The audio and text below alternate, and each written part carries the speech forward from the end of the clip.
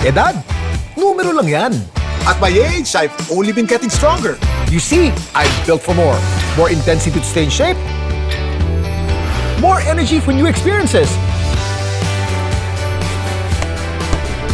More endurance to reach greater heights. And more passion in doing what I love. These days, I live for more. Sante Barley. Mahalagang paalala, ang Santi Barley ay hindi gamot at hindi dapat gamitin panggamot sa anumang uri ng sakit. Kuya Kim, ano ba talaga?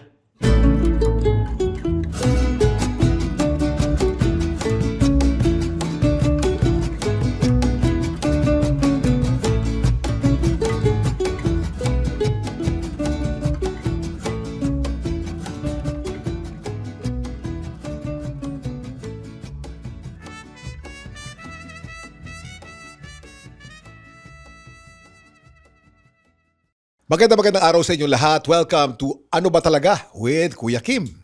Itong podcast na to, we talk about anything under the sun. Pwede kayo ma-inspire, pwede kayo matuto, may trivia din dito, pero dapat merong audience takeaway. Dapat after you listen to this podcast, meron kayo mauuwi at makakwento na magagamit natin sa tunay na buhay. We've been on air for about 4 months already and maraming salamat. Thank you so much for all your support. Nasa top 10 na naman tayo ng mga podcast at maraming salamat. This is all because of you. Kung nagustuhan niyo po itong podcast na to, meron po 5 stars yan sa taas. Pindutin niyo po yung pan-5 kung nagustuhan niyo. And then we have a notification bell. Just press it so you know when we upload. But we upload every Wednesday ng alas 5 ng hapon. Ayan. Ang guest natin ngayon is akong kaibigan at actually coach ko siya.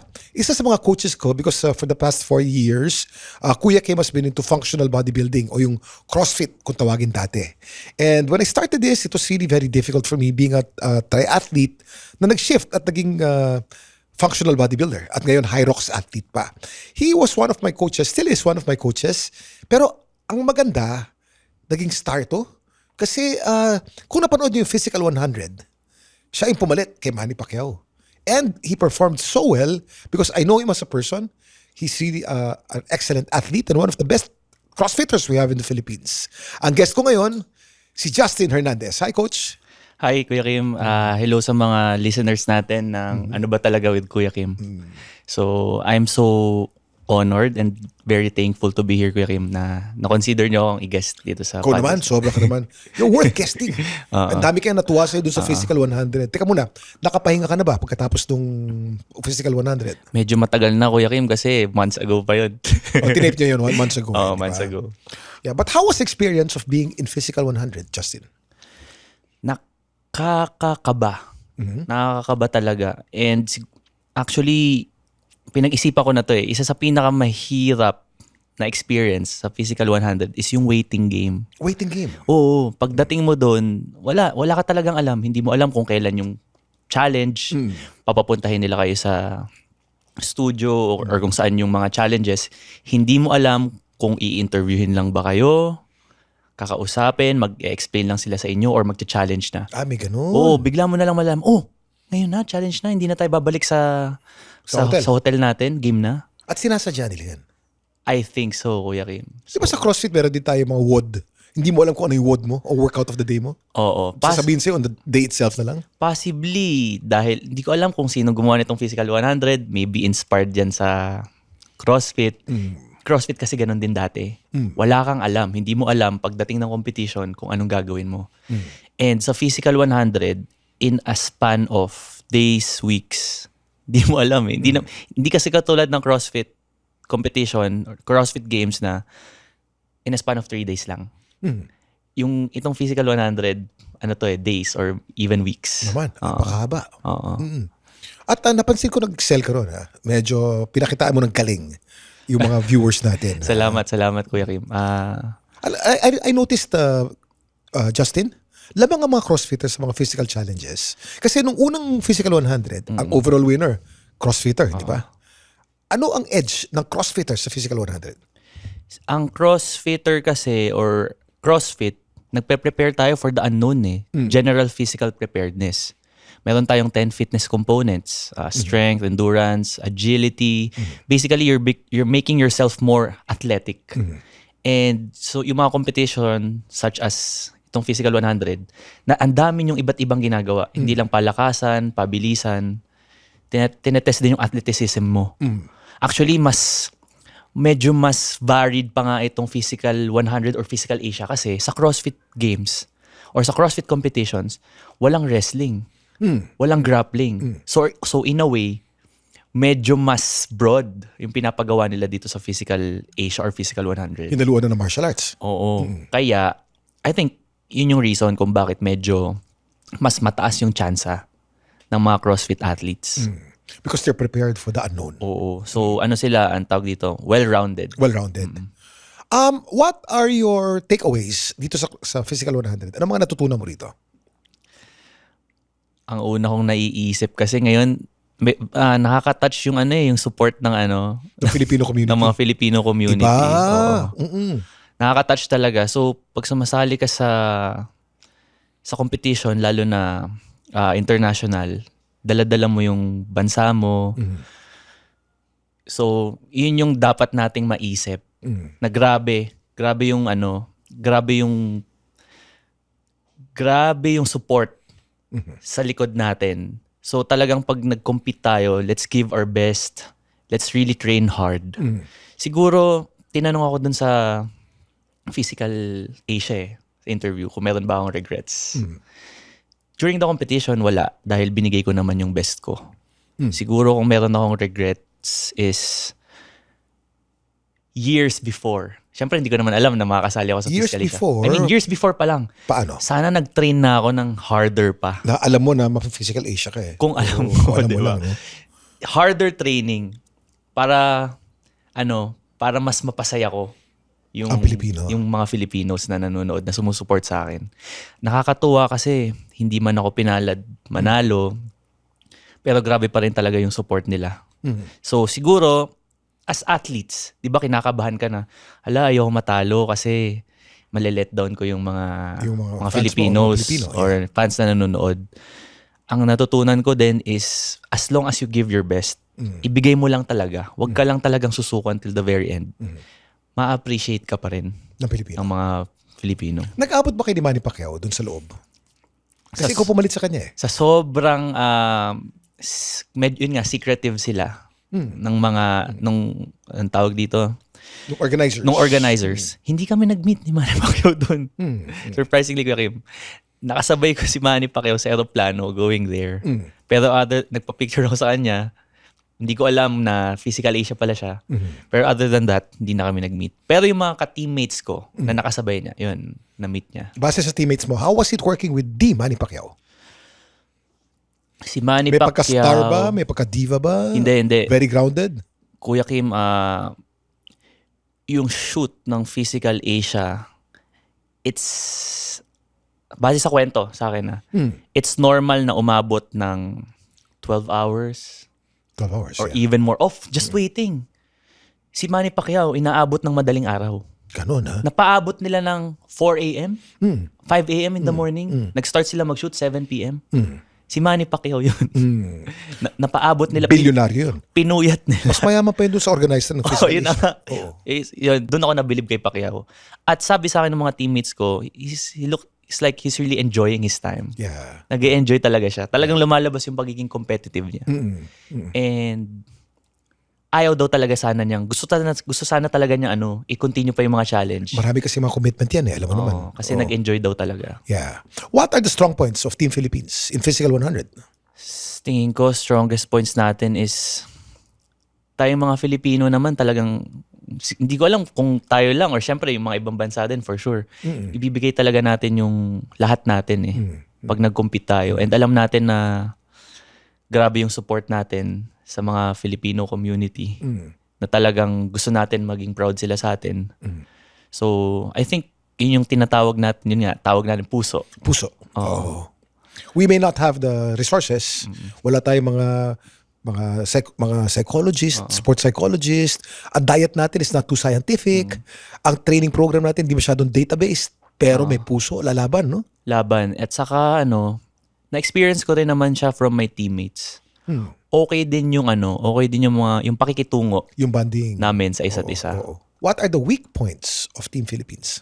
Siguro, hindi pa ganun kalakas yung mga, in a way parang hindi, ano bang, hindi ko alam kung paano siyang sasabihin yung sports dito sa Philippines, parang hindi pa ganun kaganda yung system katulad sa ibang bansa.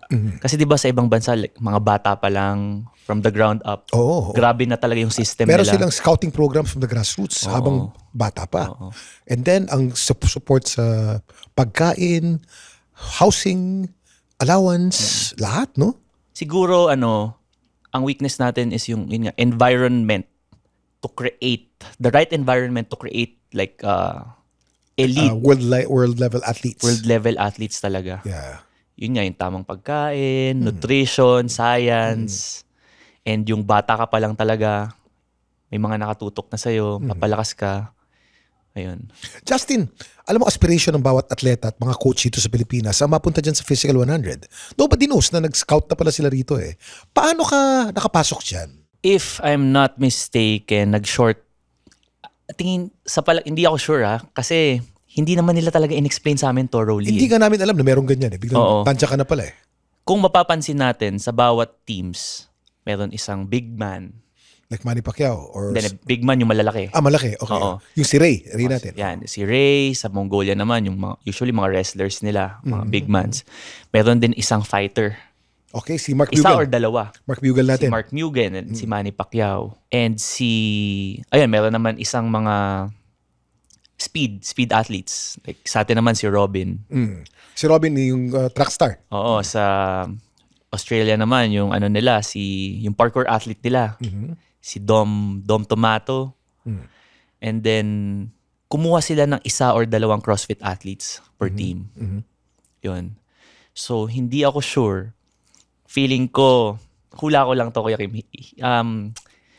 In-style nila yung teams kasi kailangan ng isang fighter and isang big man. I think all along plano na talaga nila si Pacquiao eh. Plano talaga. Kasi pinag-uusapan namin sa trailer ng season 2, meron doon silhouette ng boxer. And silhouette ni Pacquiao yun. Ginamit na nila. So ending pa lang ng season 2, parang nakaplano na. Maari.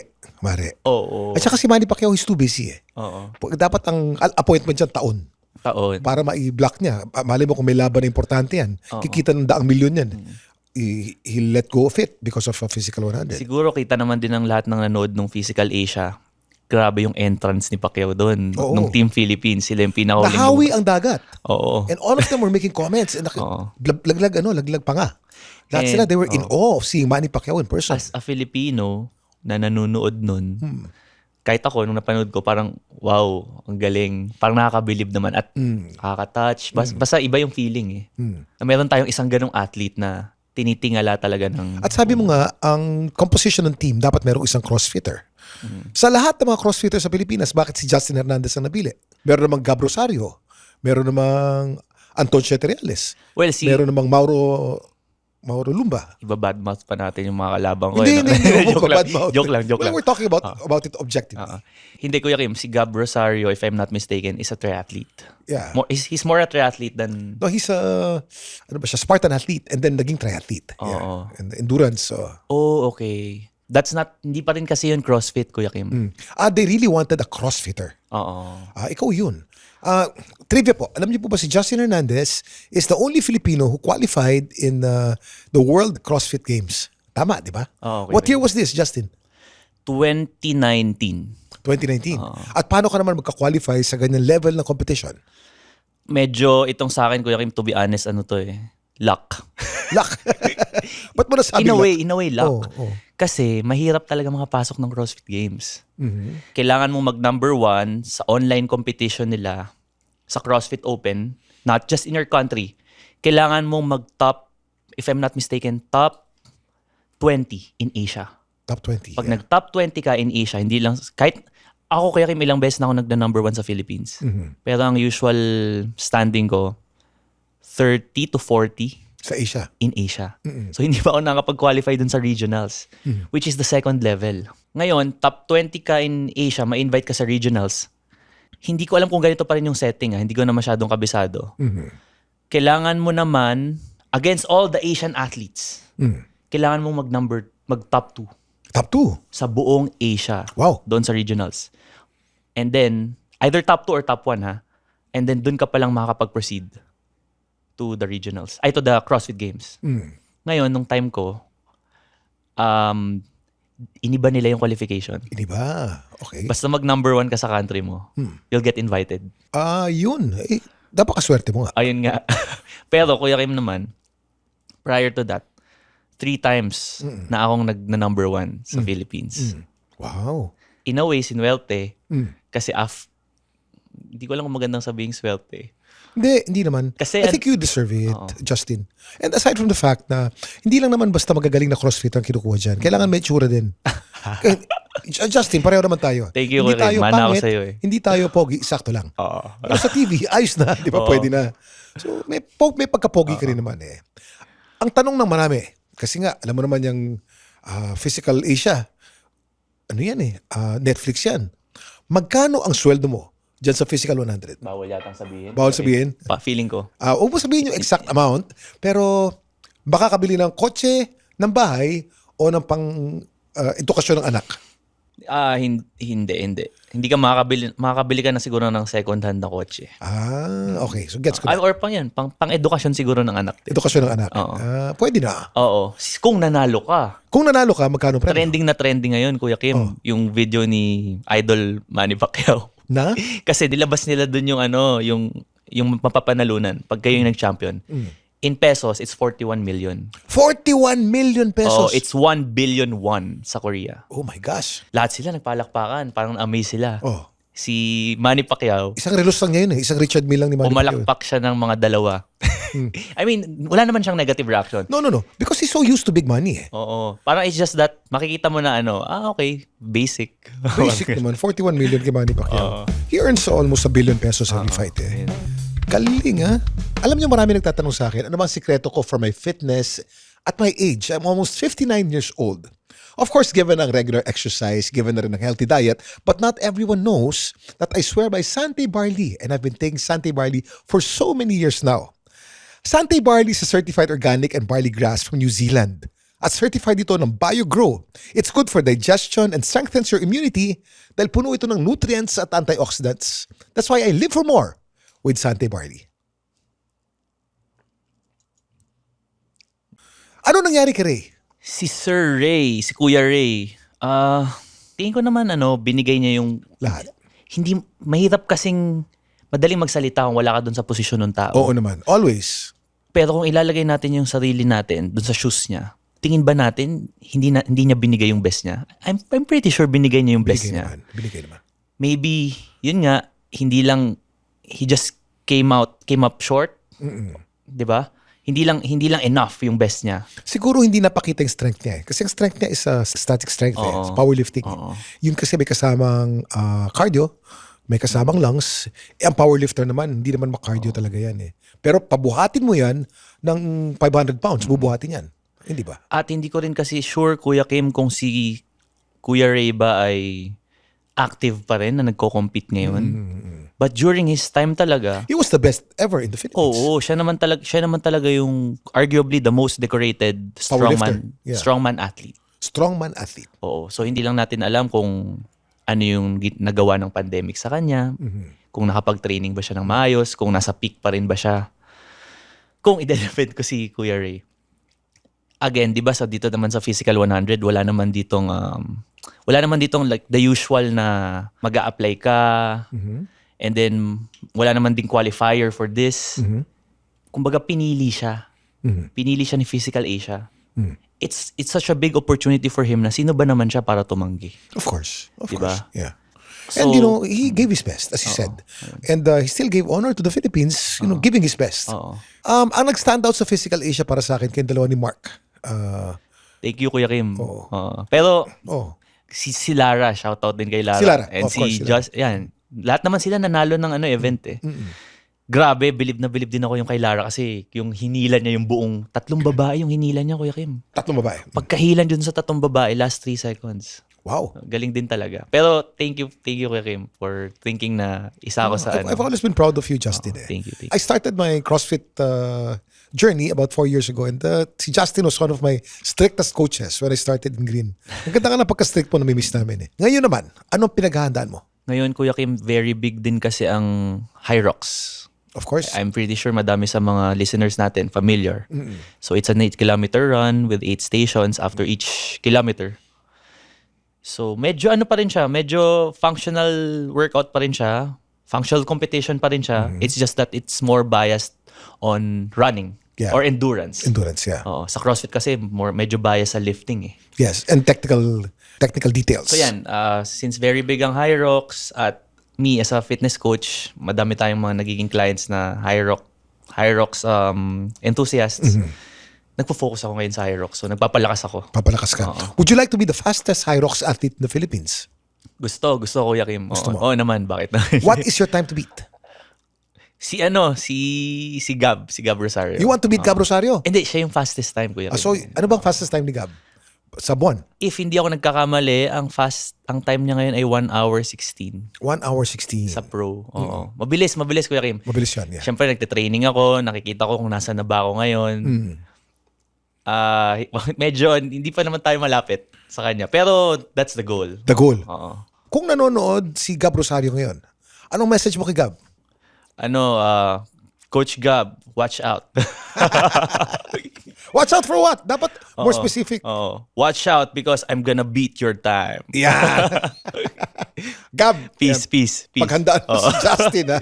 Hindi, ang isa pang, hindi lang naman ako yung mahilig mag-Hyrox sa gym, Kuya Kim, si Mauro Lumba Si Mauro din. Lumba, oo. Oo, yan. Si Mauro Lumba po, isang coach po yan, Hyrox athlete. Pero ang lamang sa atin ni Mauro Lumba, napaka-pogi, bro. Oo naman. Nakita mo ba yung billboard niya ron sa EDSA? Yung ano ba yun? Yung nakabuka Yung ka, dive. Kuya Kim. Oo, ano ba yun? Kahit ako napapatingin eh. Oo. Ubod ng pogi. Oo. Diregaluhan siya ni Lord ng sobrang pagka-pogi. Tama. Tayo, Oo, sakto lang. Sakto lang. Si Mauro Lumba, sobrang pogi. Pero Kuya Kim, sa lahat naman may silver lining, di ba? Yan. So kahit minsan, kapag hindi ka naman ganun kapogi, nabibiyayaan ka rin sa ibang Sa bagay. ibang bagay. Naman, Yan. Tama naman. Oo. Tama naman. Well, yung Hyrox, actually, I'm also very excited by it. And I shifted all my training towards Hyrox already. I did my first Hyrox in Okinawa, in Yokohama.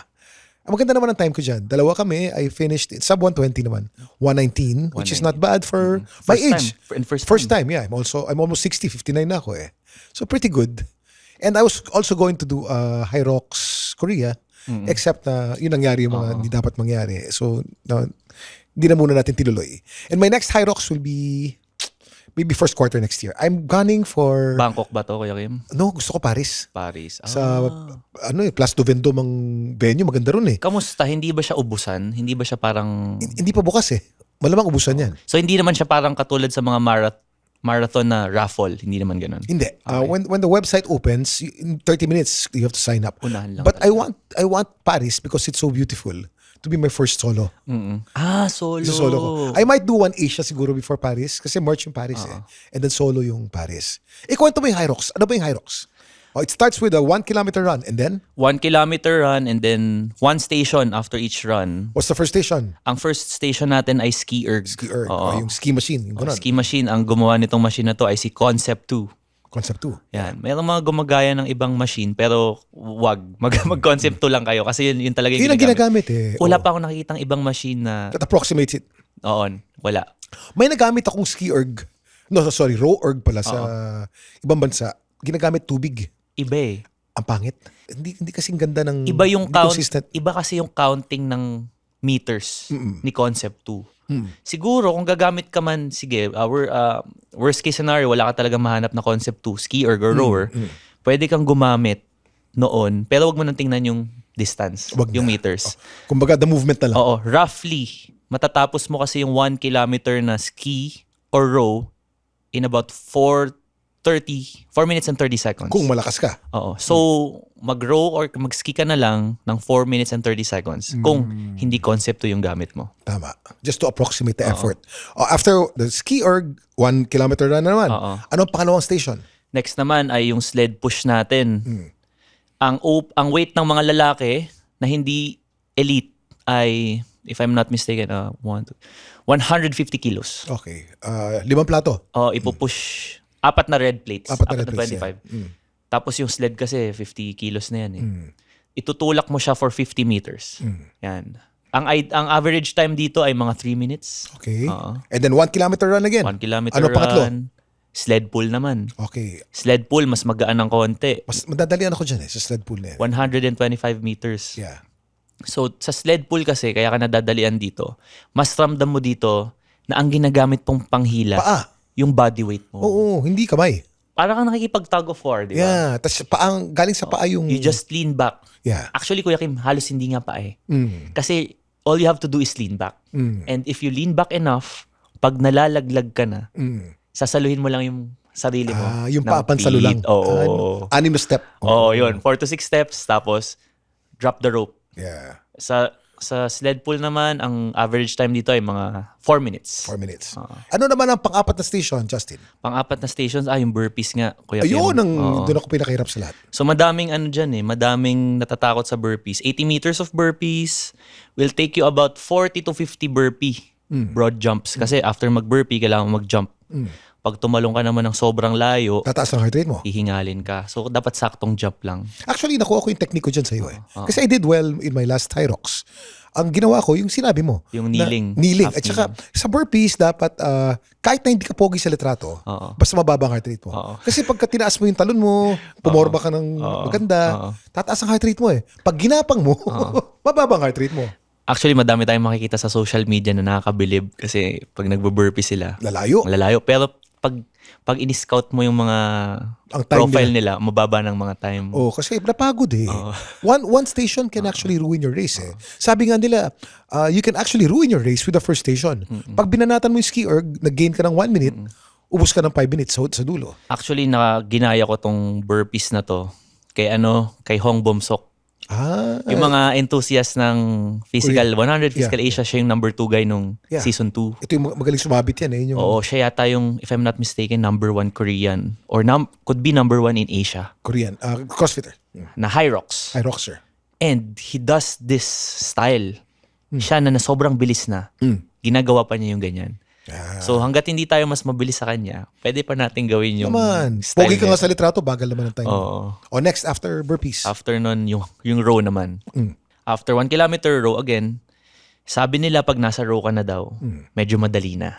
Kasi medyo mas madali mag-row eh. Diba? Tapos after nun, next station natin, mag-farmer carry ka na lang. Isa din to sa pinakamadali. Kasi bubuhatin mo lang yung farmer carry or parang yung mga hindi nakakalam, para ka lang nagbubuhat ng grocery. Grip lang yan eh. Oh. Pero 24 kilos per kettlebell. 200 meters will take you about 2 minutes. So mabilis lang. Isa to sa pinakamabilis na station. Or siya talaga ang pinakamabilis na station. After nito, lunges. 100 meters of lunges, abutin kayo ng mga 100 steps of lunges. Yan. 1 kilometer again, and then yung last na, ito madami ring may ayaw dito. 100 wall balls. Yun. Which you did uninterrupted. Uninterrupted or unbroken or walang hinto. Pag nagawa mo ng unbroken yan, ibig sabihin, bibigyan ka ng Red Bull patch, hindi ba? Oo, yun parang pinaka-medal mo. Oo. Kasi ako, Kuya Kim, alam ko naman na hindi ko naman talaga strength ang running or ang endurance. Pero itong wall ball, as a crossfitter, more than 10 years ko na itong pinapractice. So confident ako na kaya ko siyang i-unbroken. Pag sinabi mong unbroken, hindi pwedeng hawak mo, tapos uupo ka ng mga 5 seconds. Di ba pwede yun? Kasi pahinga rin yun eh. Actually, hindi clear yung standard ni Hyrox dito. What does unbroken mean? As long as hindi mo binababa yung bola. Pwedeng bitbit mo? Oo. Kahit nakatayo ka lang? Oo. Pero feeling ko discretion na ng judge. Kung sabi niya, hindi na unbroken yan. Nagpapahinga ka eh. Oo. So yun. Hindi ka nabibigyan ng unbroken. Yan. Okay, so ang goal mo sa Hyrox ay talunin si Coach Gab Rosario. Coach Gab. Okay. Oo. Talaga pinagdidiinan ko, no? You're the goal. Ano kaya ang anong magandang reward para sa'yo pag tinalo mo si Coach Gab? Yung matalo ko lang Matalo mo na siya. reward na yun. Yan. Okay, exciting to. Okay, bakit pinalitan ang pangalan ng CrossFit at tinawag na functional bodybuilding? Ang functional bodybuilding naman, Kuya Kim, kasi is parang ang tawag dito, parang subculture Ng CrossFit. ng CrossFit. So, pagka puro functional workouts lang ginagawa mo, pag puro compound exercises, there's a chance na ma-injured ka eh. And yung mga bodybuilding exercises kasi ng mga single joint exercises, maganda siyang pang rehab. So, kaya nagkaroon tayo ng functional bodybuilding. Ang nagpauso naman ito si Marcus Filly. Okay. Kasi, Once upon a time, nasa Pilipinas yan. ay, hindi ko naabutan. Never Kuya ba? Kim. Okay. Hindi pa yata siya nagpupunta. Hindi pa. Okay, go. And then. Ayun. So, to prehab, para maiwasan yung mga injuries and para mapalakas yung mga small muscles, he uses bodybuilding exercises. Para, yun nga, para hindi ma-injured at para mas gumanda yung performance. Kaya nagkaroon ng functional bodybuilding. Yun. Ibig sabihin, dati kasi ang bodybuilding, pagandahan ng katawan sa salamin. Oo. Bodybuilding contest, magaling mag-pose. Pero hindi na makamot ang likod. Oo.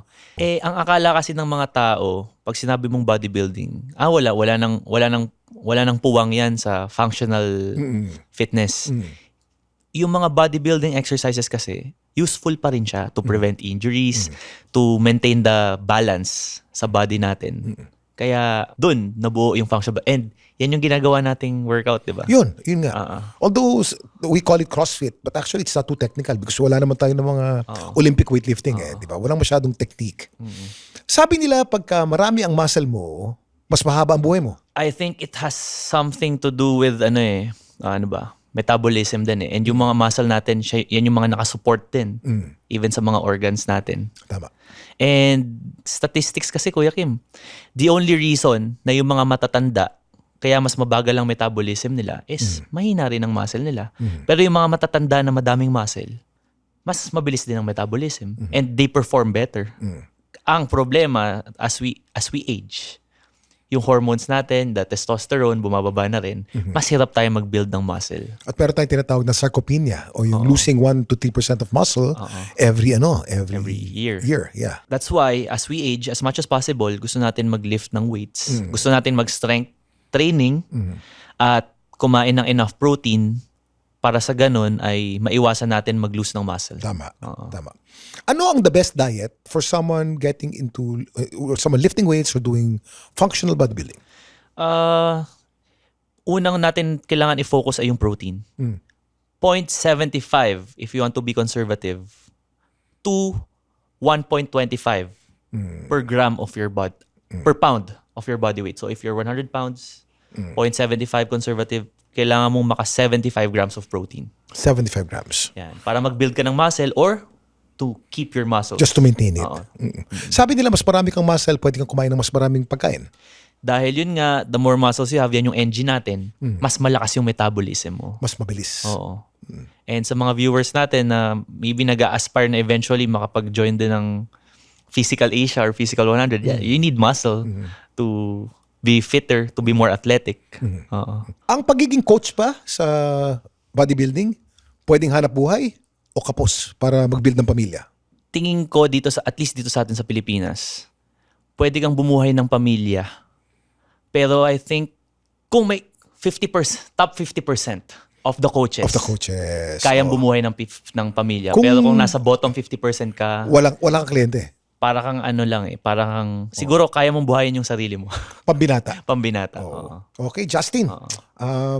Para sa mga gusto maging Justin Hernandez at gusto makapasok sa Physical Asia Part 10 o yung mga future na Physical Asia, anong advice mo? Let's just keep working hard. Working hard. Train hard lang, be consistent. Kasi ako, a year ago, hindi ko naman inisip na may chance pala akong makasali sa ganitong competition or magkaroon ng ganitong opportunity.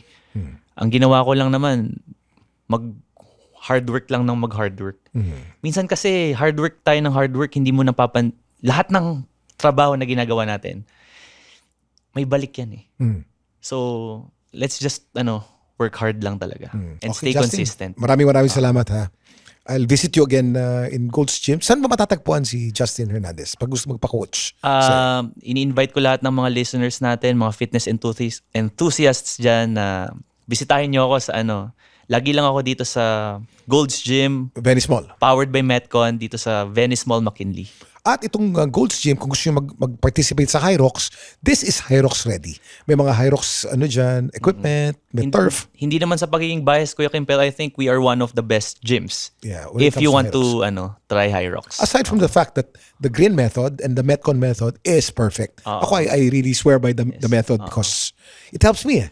And ang ganda nung Hyrox time ko, una lang yun. Naka 119 tayo kaagad. So yung dalawa naman na yun eh, functional training, strength training, and running talaga. Running. Yeah, it's important. Justin, maraming salamat. Thank you very much. And I'll see you soon.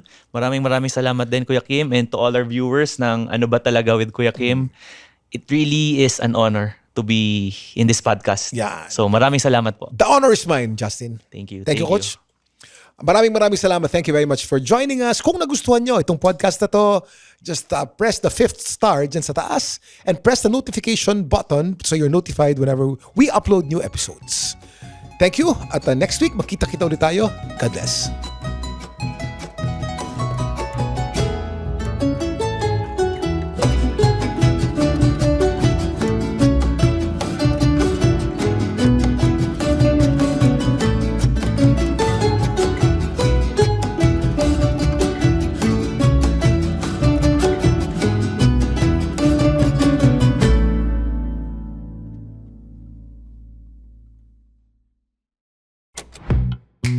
The Pod Network Entertainment.